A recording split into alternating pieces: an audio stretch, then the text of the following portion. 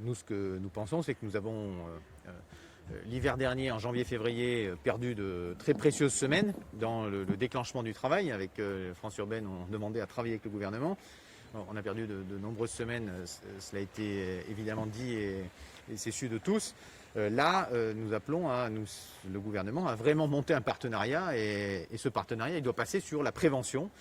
Pourquoi? Parce que si vous regardez la réalité des chiffres aujourd'hui, qui sont partagés et transparents, ça c'est important de le dire, en pratique, les personnes qui se retrouvent en hospitalisation pour le Covid ou en réanimation pour le Covid, il y a 14 personnes en réanimation à l'hôpital pour le Covid, donc 14, on ne parle pas d'un chiffre non plus énorme, mais c'est des personnes qui sont ou bien très âgées avec des risques connexes forts, ou bien pour certains, mais très rares, quelques-uns qui ont moins de 65 ans, mais avec des pathologies autres qui sont très fortes, des facteurs de risque, notamment le diabète ou l'obésité.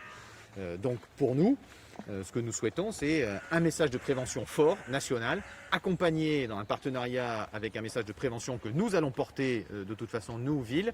Et c'est cette articulation que nous voulons proposer pour de la prévention envers évidemment ces personnes vulnérables, qu'elles mesurent les risques. Ça ne veut pas dire abandonner sa vie sociale, il faut encaisser le choc sanitaire en évitant la crise sociale et la crise économique, mais clairement une campagne de prévention envers les personnes vulnérables et puis une autre campagne de prévention envers les jeunes, notamment tous les étudiants qui sont ici et qui vont bientôt rentrer chez eux pour les vacances. Et là, on sait, de ce que nous donne comme information le milieu hospitalier, on sait que c'est dans l'espace privé en fait, et donc dans le milieu familial, qu'il y a contamination. Donc il est extrêmement important d'avoir de la prévention.